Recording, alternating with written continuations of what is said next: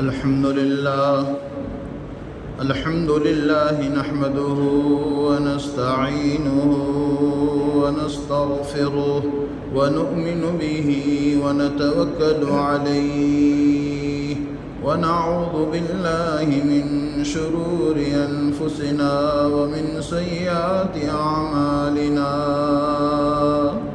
من يهده الله فلا مضل له ومن يضلله فلا هادي له ونشهد أن سيدنا ومولانا محمدا عبده ورسوله أرسله بالحق بشيرا ونذيرا وداعيا إلى الله بإذنه وسراجا منيرا. أعوذ بالله من الشيطان الرجيم.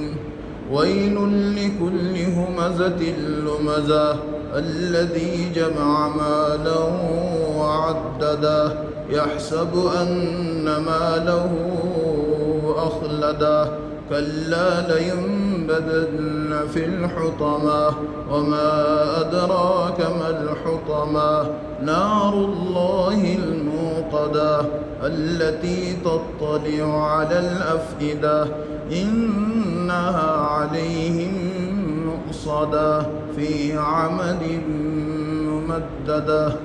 صدق الله العظيم. اللہ جل جلالہ عم نوالہ نے جمعۃ المبارک ہمیں دیا. جمعۃ المبارک بھی ہے اور رمضان کی یہ آخری گھڑی چل رہی ہے. آخری عشرہ ہے اور آخری عشرے میں چند دن باقی ہے. مولانا عمر صاحب پالنپوری کہا کرتے تھے زندگی گزارو رمضان کی طرح اور عید آئے چاند رات کی طرح. کہ رمضان جیسے ہم گزار کر اللہ کے خوف اور ڈر کے ساتھ گزارتے ہیں ایسی زندگی اگر آدمی نے 11 مہینے بھی گزارا تو کہا کرتے رمضان زندگی گزارو رمضان کی طرح اور تمہاری موت آئے چاند رات کی طرح. کیونکہ چاند رات کو کتنی خوشی ہوتی ہے. کل عید ہے. ایسے ہی دنیا سے ہم چلے جائیں, لوگوں کو روتا ہوا چھوڑ کر چلے جائے اور ہنستے ہوئے ہم خود چلے جائیں. کہ لوگ تو رو رہے تھے دنیا میں جب یہ آیا تو لوگ ہنس رہے تھے, یہ رو رہا تھا. لڑکا ہو گیا, لڑکی ہو گئی تو وہ تو رو رہی ہے, لڑکا رو رہا ہے, لوگ ہنس رہے, پیڑے بانٹ رہے. دنیا میں آئے تو یہ رو رہا تھا, لوگ ہنس رہے تھے. اے انسان ایسا بن جب دنیا سے چلے جاوے تو ہنستا ہوا اللہ کے پاس چلے جائے اور لوگ روتے رہ جائے. اور یہ کب ہوگا جب کہ یہ انسان اپنے رب کی ربوبیت پر یقین کرتے ہوئے زندگی کو رب کو راضی کرنے کے پیچھے لگا لے. اور رب کو راضی کرنے کا کیا مقصد ہے کہ انسان پوری زندگی اللہ کے ڈر اور خوف کے ساتھ گزارے. قرآن کہہ رہا ہے وَأَمَّا مَنْ خَافَ مَقَامَ رَبِّهِ وَنَهَى النَّفْسَ عَنِ الْهَوَىٰ فَإِنَّ الْجَنَّةَ هِيَ الْمَأْوَىٰ. جو آدمی اپنے رب کے سامنے کھڑے ہونے سے ڈرا ہو اور اپنے خواہشات کو جس نے دبایا ہو, خواہش یہ کہہ رہی ہے کہ بندگی نہ کروں, روزہ نہ رکھوں, تراویح نہ پڑھوں, اپنے آنکھوں سے جو ہے حیا والی آنکھ نہ بناؤں, یہ تو جو ہے یہ اللہ کی بندگی کا حق ہے. اور خواہشات یہ کہہ رہی کہ نہ یہ سب چیزیں کر لو, تو خواہشات جو ہے پر چلنے سے اپنے آپ کو اس نے بچایا ہو. تو قرآن کہہ رہا ہے فَإِنَّ الْجَنَّةَ هِيَ الْمَأْوَىٰ کہ جنت اس کا ٹھکانہ بنے گا. جب جنت ٹھکانہ بنے گا تو پھر یہ انسان کہاں سے کہاں پہنچ سکتا ہے. اس لیے رابعہ بصریہ بہت بڑی اللہ کی ولیہ گزری ہے. رابعہ بصریہ ہمیشہ روزہ رکھا کرتی تھی. اس لیے صوم داؤدی جو ہے نا, حضرت داؤد علیہ السلام کے روزے, ایک دن افطار ایک دن روزہ, پورے زندگی بھر کا معمول تھا کہ ایک دن روزہ رکھتے تھے, ایک دن افطار کرتے تھے. صوم داؤدی مشہور ہے. تو رابعہ بصریہ بہت بڑی ولیہ گزری ہے، جس کے سامنے آخرت ہوگی تو اس کا کیا مقصد بنے گا۔ انتقال ہو گیا، انتقال ہونے کے بعد پیشی ہو گئی، 40 قدم تک لوگ نہیں جاتے، فرشتے آتے اور پوچھتے من ربک، بتاؤ پالنہار کون ہے؟ تو یہ سوالہ سب کو ہے۔ تو رابعہ بصریہ سے کہا، تو رابعہ بصریہ نے وہ فرشتوں سے پوچھا بتاؤ تمہارا رب کون ہے، تمہارا دین کیا ہے؟ تو کہا کہ بھئی اللہ نے ہم کو بھیجا ہے آپ کے پاس، اور جواب اس کا الگ ہے کہ من ربک کا جواب کیا ہے؟ ربی اللہ، یہ جواب ہے، میرا رب اللہ ہے، یہ جواب ہے اس کا۔ من دینک کا جواب الگ، یہ سب جواب الگ الگ ہے۔ تو یہ جواب دینے کے بجائے رابعہ بصریہ کہنے لگی تمہارا رب کون ہے یہ بتاؤ۔ کیا ایمان ہوگا جب اللہ سے محبت ہوگی، اور محبت کے بعد جب قبر میں جائیں گے تو پھر کیا جواب ہوگا؟ گئے وہاں پر اللہ کے پاس، کہا کہ تم نے ایسی عورت کے پاس بھیجا ہے جو عورت ہم سے الٹا پوچھ رہی ہے۔ تو کہا، رابعہ بصریہ کہنے لگی 2 گز زمین کے نیچے اوپر جب تھی اللہ کو نہیں بھولی، کیا 2 گز زمین کے نیچے آنے کے بعد اللہ کو بھول جاؤں گی؟ کیا ایمان ہوگا کہ اس دھرتی پر رہ کر جب بندگی کا حق ادا کریں گے تو پھر یہ سب وہاں پر چلے گی، اور انسان پھر وہ تمام چیزوں سے گھبرائے گا نہیں۔ آج بیماری سے اور چیزوں سے، موت سے گھبرانا اس لیے ہے کہ ہم کو وہ چیز کا ذوق نہیں ہے۔ رابعہ بصریہ نے دیکھا، کرامت میں ہے، حسن بصری نماز پڑھ رہے ہوا میں، حسن بصری کو دیکھا کہ وہ ہوا میں مصلی بچھایا اور نماز پڑھ رہے، اللہ اکبر، ہوا میں ہے۔ تو رابعہ بصریہ تھی، انہوں نے جو ہے سمندر پر مصلی بچھایا پانی کے اوپر، اور کہا اللہ اکبر، پانی کے اوپر مصلی ہے۔ اور جب نماز ہو گئی تو کہا او حسن بصری، ہوا کے اندر مصلی بچھا کر نماز پڑھنا کمال نہیں ہے، ہوا کے اندر تو مکھی بھی ٹھہرتی ہے، اور پانی کے اوپر مصلی بچھا کر نماز پڑھنا کمال نہیں ہے، پانی کے اندر تو مچھلی بھی ٹھہرتی ہے۔ اصل یہ ہے کہ تیرا میرا خاتمہ ایمان پر ہو جائے، یہ تو ہو جائے گا، کرامت والی چیزیں تو دکھ رہی ہے، لیکن تیرا میرا خاتمہ ایمان، اس لیے آخری جو ہے مرحلہ جو ہوگا اس پر سمجھا جائے گا کتنا ایمان پاورفل ہے، اس کا ایمان کتنا مضبوط ہے۔ اور جب یہ ایمان کو جانچا جائے گا، یہ جانچنے کے لیے میرے اللہ نے رمضان دیا، میرے اللہ نے شب قدر دی، میرے اللہ نے حج جیسا موقع دیا، میرے اللہ نے نمازیں دی کہ میرے سے قریب ہو جائے، اور جیسا جیسا قریب ہوتا چلا جائے گا پھر یہ تمام چیزوں کی سہولت ہو جائے گی اس کے دل و دماغ۔ اس لیے انسان یہ نہ سمجھے کہ یہ سب کے سب چیزیں ایسی ہی ہے، انسان کو ایسا ہی نہیں بنایا، یہ باڈی اللہ کی امانت ہے، ہاں یہ ایسا اللہ نے نہیں دی، باڈی اللہ کی امانت ہے، انسان جب تک رہے اس وقت تک رہیں، اس کے بعد یہ امانت اللہ جب لے لے۔ اس لیے باڈی اللہ کی امانت نہ ہوتی تو ہم 100 سال تک زندہ رہتے، باڈی اللہ کی امانت ہے، اس لیے اللہ جب چاہتا ہے انسان کو لے لیتا ہے۔ اس لیے انسان جیسے کوئی کمپنی ہو اور وہ کمپنی جو ہے کوئی ہم کمپنی سے مشین لانے کے بعد اگر کچھ پتہ نہ ہو تو ہم اس کو اگر چلا لیں تو بند پڑ جائے گی، کیونکہ انسان وہ کمپنی کا آدمی نہیں آیا ہے اور یہ انسان اس کو چلا رہا ہے تو کہاں چلے گی، بند کر جائے گی۔ ایسے ہی یہ انسان، یہ باڈی اللہ کی امانت ہے، اس باڈی کو کیسے چلانا، اس لیے اللہ نے حضرات انبیاء کو بھیجا ہے تاکہ جو ہے نبی بتاتے تھے کہ یہ انسان کیسے چلے، اہدنا الصراط المستقیم، اور آخر میں اس کی کڑی ہے کون؟ محمد الرسول اللہ صلی اللہ علیہ وعلا آلہ وسلم تسلیما کثیرا کثیرا، کہ اللہ کے نبی کو بھیجا، اور بھیجنے کے بعد وہ تمام چیزیں رہبری کے طور پر ہاں ہمارے سامنے صحابہ ہیں، اللہ کا نبی ہے، وہ جو ہے طریقے ہیں، انسان ان طریقوں کے ساتھ اپنی زندگی کو گزارے گا، یہ انسان ناکام نہیں ہو سکتا ہے۔ اس لیے یہ باڈی اللہ کی امانت ہے، یہ جو ہے اس لیے اللہ جب چاہتا ہے، اس لیے اس کا سننا، اس کا دیکھنا، اس کا چلنا، اس کا پھرنا، اس کی سوچ، یہ سب کے سب اللہ کی بندگی کی ہو، اور یہ اسی وقت ہو سکتا ہے جب کہ اس کی رہبری صحیح ہو۔ اس لیے حضرات انبیاء کو رہبری کے لیے بھیجا۔ سب سے خطرناک علاقہ کون سا؟ مکہ مکرمہ، اور وہاں مدینہ، لیکن اس علاقے کے اندر بھیجا کس کو؟ هو الذی بعث فی الامیین رسولا منہم یتلو علیہم آیاتی ویزکیہم ویعلمہم الکتاب والحکمہ وان کانوا من قبل لفی ضلال مبین۔ کھلی ہوئی گمراہی میں لوگ تھے، کوئی کسی کو پہچاننے کے لیے تیار نہیں تھا، اتنے خطرناک لوگ کہ کوئی کسی کو پہچاننے کے لیے جب تیار نہیں تھا تو شریعت ان کے اندر کہاں ہوتی؟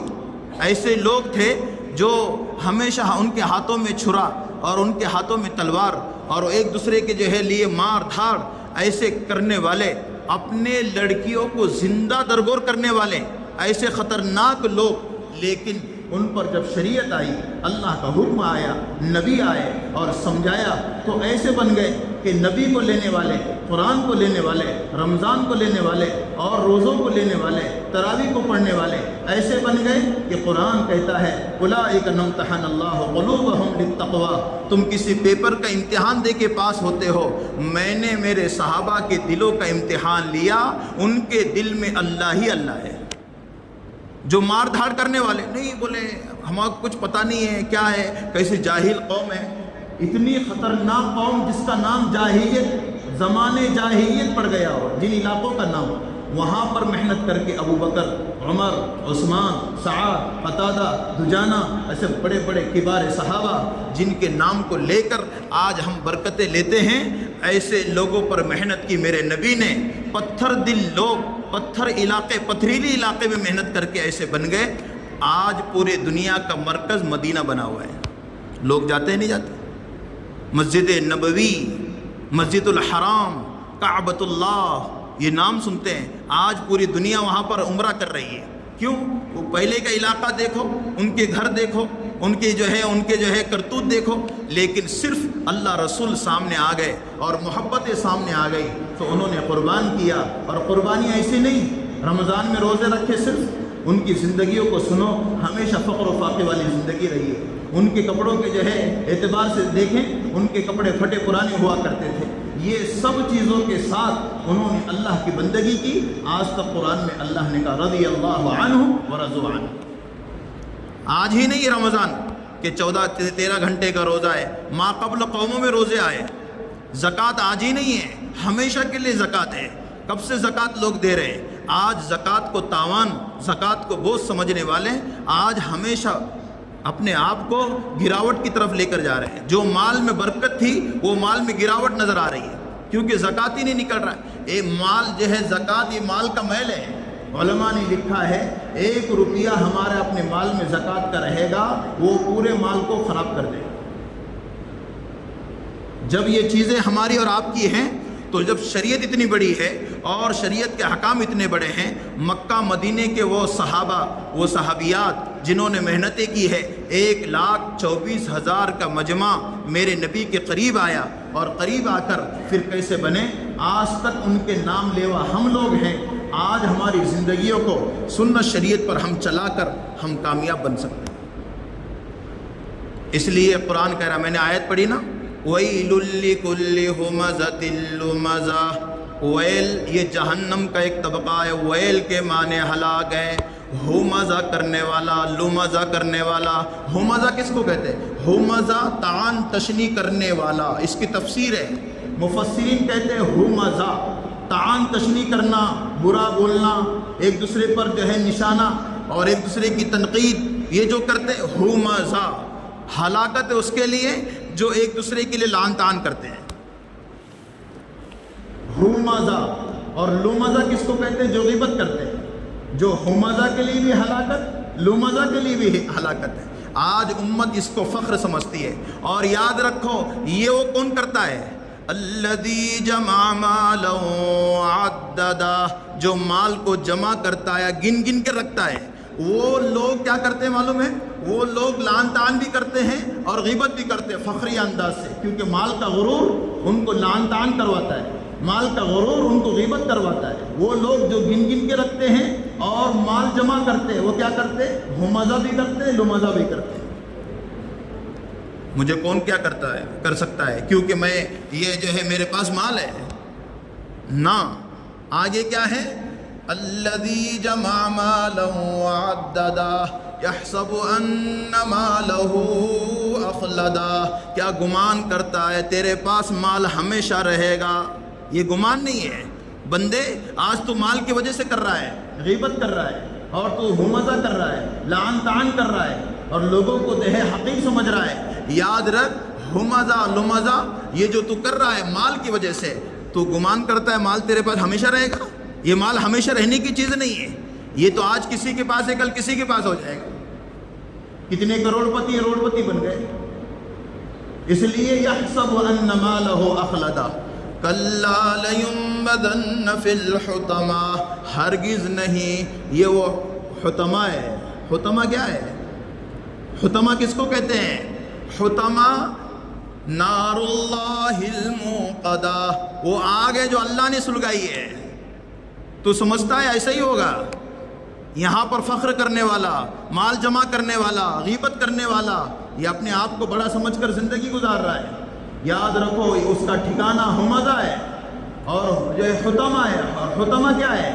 کہ وہ اللہ کی سلگائی ہوئی آگ ہے۔ نار اللہ، دنیا کی سلگائی ہوئی آگ بجھ سکتی ہے، آج ہم نے انگار لگائی، اس کو پانی سے بجھا سکتے ہیں، لیکن اللہ کی لگائی ہوئی آگ کو کوئی بجھا نہیں سکتا ہے۔ نار اللہ الموقدہ، یہ انسان، اس لیے اللہ ہم سب کی حفاظت فرمائے۔ آج انسان اپنے آپ کو بہت بڑا سمجھتا ہے، اور اللہ کہتے ہیں اے بندے، ہم نے تجھے گندے منی کے قطرے سے بنایا ہے، تیری کیا حقیقت ہے؟ ثم خلقنا النطفة علقة فخلقنا العلقة مضغة فخلقنا المضغة عظاما فكسونا العظام لحما، تیرا کیا ہے؟ ایک گندے منی کے قطرے سے تو بنا ہے۔ آج یہ انسان تکبر کرتا ہے۔ ایک جوان یوں کر کے چڑھ رہا تھا، مولانا قاری صدیق جو ہے طیب صاحب رحمۃ اللہ نے لکھا ہے، وہ جو ہے یوں کر کے، تو ایک اللہ والے نے دیکھا، تو دیکھنے کے بعد کہا کہ اے فلاں، قدم سنبھل کر رکھنا۔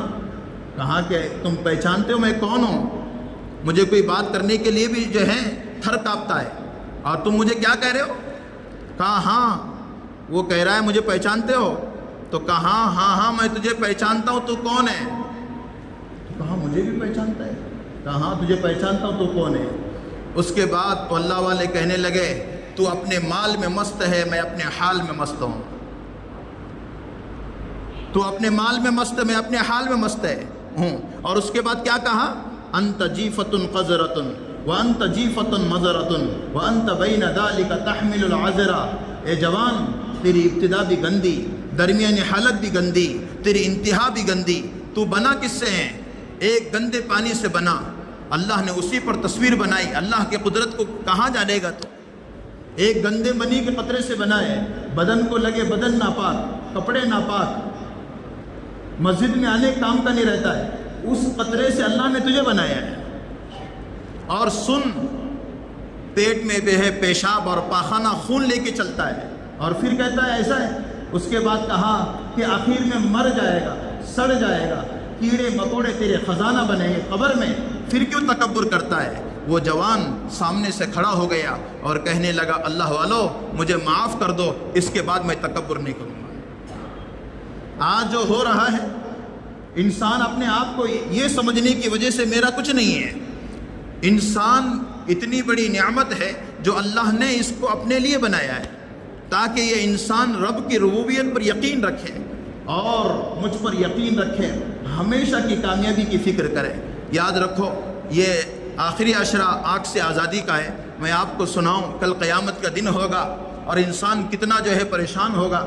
اس وقت کی پریشانی انسان کو جب یاد کرے گا انسان، تو یہ دنیا میں اس کے چوچلے، اس کے رہنے، اس کے جینے، اس کا تکبر سب کے سب ملیا میٹ ہو جائے گا۔ جب آدمی سوچے گا کل قیامت کا دن ہوگا، سوا نیزے پہ سورج ہوگا، سورج سوا نیزے پہ ایک ہاتھ، تو اس وقت تمام جو ہے لوگ مل کر پریشان ہوں گے، کوئی ٹخنوں تک، کوئی گھٹنوں تک، کوئی پورا پسینے میں غوطے لگا رہا ہوگا۔ اپنے اعمال کے بنا پر جیسا اس کے اعمال ہوں گے ویسا پسینے میں غوطے لگا رہا ہوگا۔ سب کے سب مل کر جائیں گے کس کے پاس؟ حضرت آدم علیہ السلام کے پاس، اور کہیں گے کہ آپ اللہ کے حضور میں عرض کر دیں ہمارا حساب جلد شروع ہو جائے۔ تو آدم علیہ السلام کہیں گے میں اللہ کے حضور میں عرض نہیں کر سکتا، اس لیے کہ میں نے جنت کا پھل کھایا تھا جس کی وجہ سے اللہ نے مجھے دنیا میں بھیج دیا، میں اللہ کے حضور میں عرض نہیں کر سکتا۔ آج یہ اس لیے عرض کیا جا رہا ہے، آج آگ سے آزادی کتنی بڑی نعمت۔ میں نے ابھی سنایا اللہ نے جو آگ سلگائی ہے جہنم کی، وہ دنیا کی چیزوں سے نہیں ہے، وہ آخرت والی آگ ہے جس کو بجھانا۔ آگ سے آزادی کا کیا مطلب ہے؟ آج ہماری اپنی طبیعتوں کے اندر نافرمانیاں کوٹ کوٹ کر بھری ہوئی ہے، اللہ کے بتائی ہوئی چیزوں پر ہماری طبیعت نہیں چلتی، زکوٰۃ جیسے فریضے سے غافل، حج جیسے فریضے سے غافل، ہمارے اپنے اوامر اللہ کے جتنے ہو رہے ہیں اس میں کتنا دکھلاوا ہے، کتنا کر رہے ہیں اللہ ہی کو علم ہے۔ اس لیے کتنی ضرورت ہے آج ہمیں اپنے آپ کو اللہ سے قریب کروانی۔ تو آدم علیہ السلام کہیں گے اتنا بڑا نبی ہے، لیکن کہیں گے کہ میں اللہ کے حضور میں عرض نہیں کر سکتا ہوں، میں نے جنت کا پھل کھایا تھا، اللہ نے دنیا میں بھیجا۔ حضرت نوح علیہ السلام کے پاس جائیں گے، سب لوگ مل کر، نبی بھی ہوں گے، سب پریشان، ابو داؤد کی روایت ہے، سب پریشان ہو کر حضرت نوح کے پاس جائیں گے، کہا تم تو کہو نا، کہا کہ نہ میں بھی نہیں کہہ سکتا ہوں۔ کہا کیوں؟ کیونکہ لوگوں نے مجھے شریک بنایا ہے، میں نے میرے قوم کے لیے بد دعا کی تھی اور وہ بد دعا قبول ہو گئی، اس لیے میں اللہ کے حضور میں عرض نہیں کر سکتا ہوں۔ تیسرے نمبر پر حضرت موسیٰ کا نمبر آئے گا، کہا کہ سب جائیں گے اور کہیں گے اللہ سے کہو حساب جلد شروع ہو جائے، کیونکہ یہاں پر پسینے اور گرمی بڑی تیز ہے، حساب جلد شروع ہو جائے۔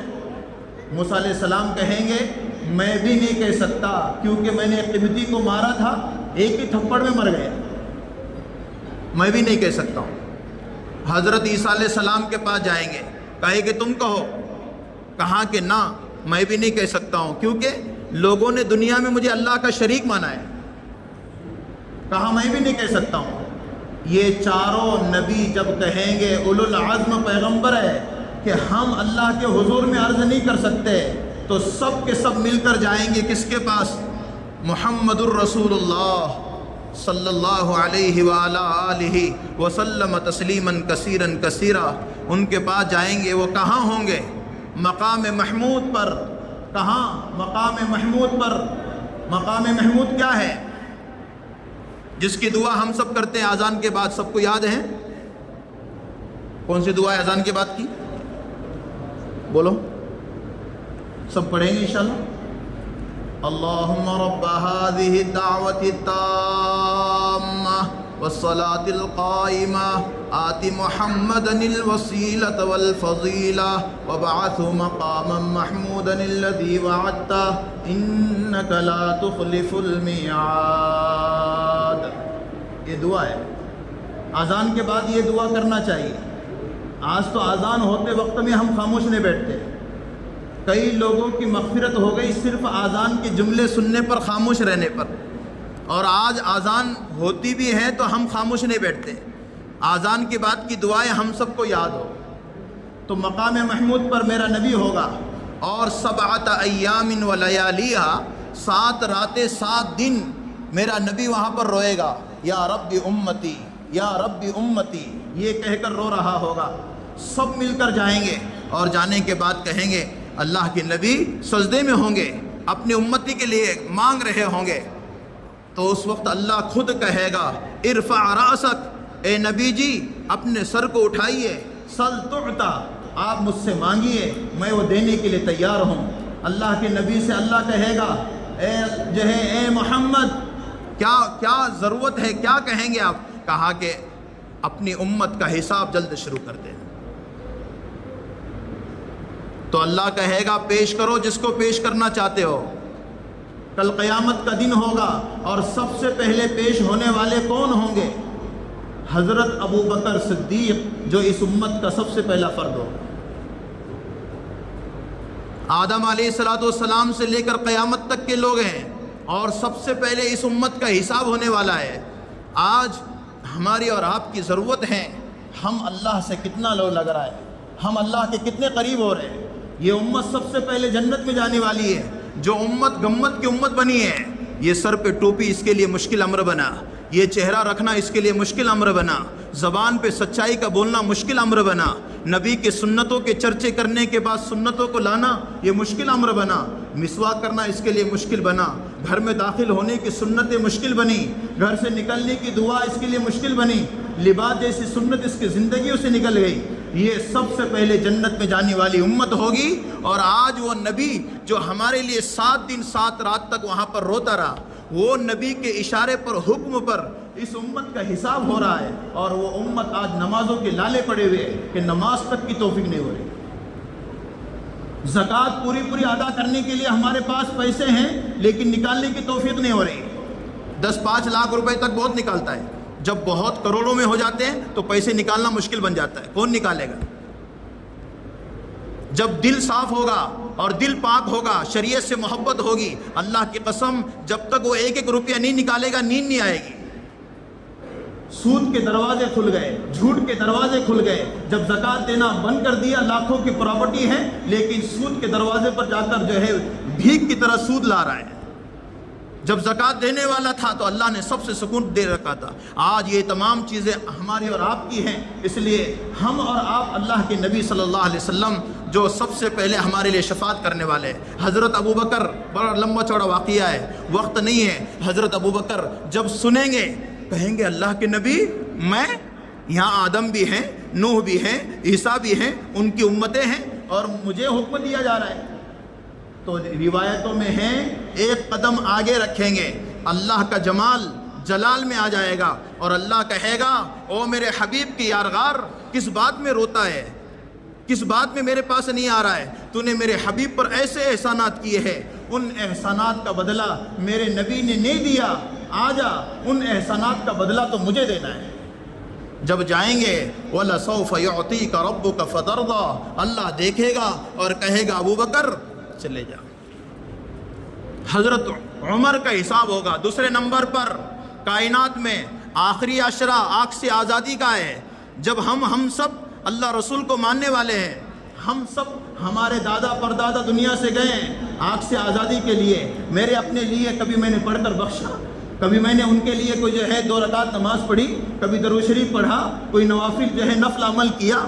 فرض سے ہم جو ہے ایصال ثواب نہیں کر سکتے ہیں، نوافل جتنے چاہے ایصال ثواب کر سکتے ہیں۔ میرے اپنے آنکھ کا مسئلہ، میری اپنی زندگی کا مسئلہ، میرے اپنے اعمال کا مسئلہ، میں نے اللہ رسول سے محبت کے کتنے کرشمے دکھائے، میرے اپنی جو ہے باتوں میں کتنی سچائی ہے، قرآن میں نے کتنا پڑھا ہے، درود شریف میں کتنا پڑھتا ہوں، میرے نبی کا کتنا حق ہے۔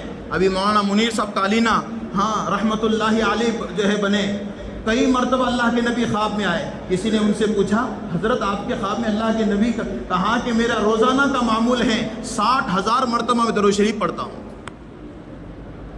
حضرت جی مولانا انعام الحسن اللہ علیہ روزانہ 1.5 لاکھ مرتبہ ذکر کیا کرتے تھے، آج روزے کے ساتھ ذکر کی توفیق نہیں ہو رہی۔ ہمارے اپنے ہاتھ میں جو ہے ہاتھ پر ہم تسبیح نہیں کر رہے، ہمارے اپنے ہاتھوں میں تسبیح رکھنے کے لیے شرم آتی ہے۔ حاجی بنوں گا جب تسبیح کروں گا، حاجی بنوں گا جب ٹوپی رکھوں گا۔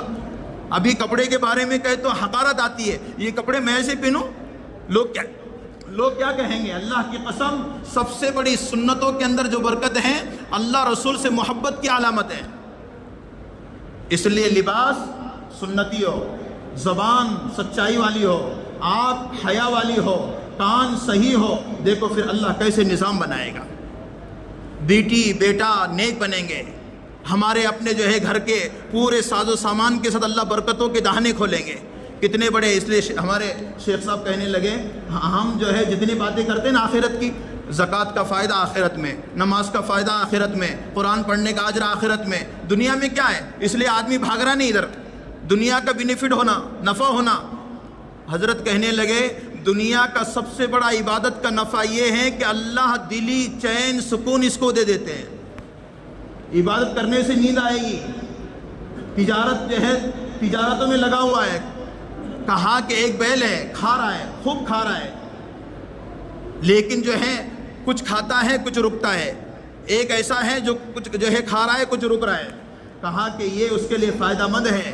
آج دنیا انسان کر رہا ہے، لیکن اللہ کی قسم یہ تمام کی تمام چیزیں انسان کے لیے بے فائدہ بنے گی۔ اس لیے آج زکوٰۃ کی ضرورت، امت میں ہمدردی کی ضرورت، اس کے لیے جو چیز اللہ کے نبی کی محبتوں کی ہے سب نیت کر لو، انشاءاللہ ہم عمل کریں گے اس پر، چاہے وہ لباس کا تعلق ہو۔ آج کل امت کے لیے ضرورت ہے ہم لباسوں کے ذریعے سے نبی کی تابعداری کریں، سنت طریقہ اپنائیں، ہمارے سروں پہ تاج ہو، ہمارے چہرے پر داڑھی ہو۔ یہ نبی جو ہے اللہ کے نبی کے چہرے پر مفتی سعید صاحب نے لکھا ہے مکروہ تحریمی ہے جو داڑھی کو کٹواتا ہے۔ آج یہ جو ہے چہرے سے، نبی کے چہرے سے محبت ہو، کسی کے گھر سے، کسی کی ذات سے محبت ہو، ہر چیز اپناتا ہے۔ میرے نبی کی سنت تھی، آپ نے داڑھی کبھی نہیں کٹوائی۔ میرے نبی کے بال تھے لما، جما، لما، شما، 3 قسم کے بال تھے، برابر قسم جو ہے بال رکھے تھے۔ آج اوپر بڑے رکھ رہا ہے، نیچے چھوٹے رکھ رہا ہے، جانوروں کی طرح ناخن کاٹ رہا ہے، بڑے بڑے ناخن ہیں اس کے۔ یاد رکھو یہ سب کے سب مرنے کے بعد کیا رہنے والا ہے؟ دنیا میں آیا بدن پر کچھ نہیں، جاتے وقت میں ایک کفن کے اس میں لپیٹ کر انسان کو رکھ دیا جائے گا۔ اے انسان، تیرے اندر کا صندوق ایمان اعمال سے بھرا ہوا ہوگا، اللہ کی قسم اللہ وہاں پر جنت کا جو ہے دروازہ کھولے گا، اور دل کے اندر کفر ہوگا، شرک ہوگا، دنیا ہوگی، تو وہ تمام کی تمام چیزیں اندھیرے کی شکل میں دکھے گی۔ بلال کالے تھے لیکن دل گورا تھا، اللہ چہرے کو گورا کر کے جنت میں ڈالے گا۔ ابو لہب گورے تھے لیکن دل کالا تھا، اللہ چہرے کو کالا کر کے جہنم میں ڈالے گا۔ قبر کالی، جہنم کالی، انسان کے اعمال کالے، جب وہ دیکھے گا تو پچھتائے گا پھر۔ اس لیے اللہ رسول کی جو ہے تابعداری، ہم سب اللہ رسول کے پابند بنے۔ مسجد پاک ہے، کپڑے پاک ہے، بدن پاک ہے، اللہ پاک ہے، جنت پاک ہے، اور مساکن طیبہ، وہاں پر پاک دل ہوگا تو جنت میں جائے گا، ناپاک دل جنت میں نہیں جائے گا۔ اس لیے روزہ، نماز، زکوٰۃ، اللہ اللہ کرنا یہ پاک ہونے کے لیے ہے۔ ہم سب نیت کریں انشاءاللہ اللہ رسول کی جو ہے تابعداری کو ہم جو ہے جگہ پکڑیں گے۔ اس لیے فطرہ، عیدگاہ کی جو ہے عیدگاہ میں جانے سے پہلے فطرہ دینا لازمی ہے۔ فطرہ کس کو کہتے ہیں؟ یہ ہمارے اپنے لیے کفارہ ہے جو ہم نے پورے مہینے تراویح پڑھی، نماز پڑھی اور روزے رکھے، اس کا کفارہ ہے۔ جیسے سنتیں پڑھتے ہیں ہم، صدقہ نکالتے ہیں، ایسے کفارہ ہے۔ ایک آدمی پر 2.25 کلو گیہوں، کھجور کا بھی فطرہ نکال سکتے ہیں، کشمش کا بھی نکال سکتے ہیں، علماء سے پوچھیں ہم بات۔ ایک آدمی کا فطرہ 70 روپے ہے۔ انشاءاللہ دیکھو یہ فطرہ نکالنا، اور ایک دن کا بچہ بھی ہو اس پر بھی فطرہ ہے گھر کے اندر، اور والدین اگر نہیں ہیں تو ان کا فطرہ نہیں آئے گا، ایصال ثواب آئے گا۔ ہمارے گھر میں بچے ہم جو ہے اس کا عقد ہو گیا، اس کا فطرہ نہیں ہے۔ ہمارے گھر میں جتنے لوگ ہیں، بیٹے کو الگ کیا ہوا ہے وہ نکالے گا اس کا۔ اگر وہ جو ایک ساتھ عید کر رہے ہیں تو ان سے پوچھیں ہم۔ عیدگاہ میں جانے کے بعد لوگوں کو یاد آتا ہے اس کی عید ہی نہیں ہے جس کا فطرہ نہیں ہے، اس لیے ابھی سے نکالے۔ کسی غریب کے چولہے کا گرم کرنا فطرہ ہے، مدرسے کی پوتی بنے یہ کوئی ضروری نہیں ہے، کسی کے گھر پہ لیا کر ہم دے دیں یہ بھی فطرہ ہو جائے گا۔ غریب لوگوں کے گھر کے چولہے کو گرم کرنا، اس لیے بہت ساری چیزیں ہیں فطرے کے تعلق سے، علماء سے پوچھیں ہم۔ زکوٰۃ کے تعلق سے بھی اللہ یہ تمام چیزیں ہمارے لیے آسان فرمائے۔ مظلوم مسلمان ہیں وہاں پر ان کے لیے بھی دعائیں کریں۔ بہت سارے لوگ بول رہے ہیں کپڑے پہن سکتے کیا؟ وہاں پر فلسطین میں یہ حال ہے، اور یہ ہمیں جو ہے خوشی کا دن ملا ہے، ہم خوشی کو پورا نبھائیں، کیونکہ اس دن روزہ نہیں رکھ سکتے، اتنا حکم ہے، اس لیے ہم کپڑے بھی پہنیں گے، عید منائیں گے، لیکن مظلومین کو یاد رکھیں گے، ان بچوں کو یاد رکھیں گے جو اپنے طور پر پریشان ہیں۔ اللہ وہاں پر امن و امان کے فیصلے فرمائے۔ وآخر دعوانا الحمدللہ رب العالمین۔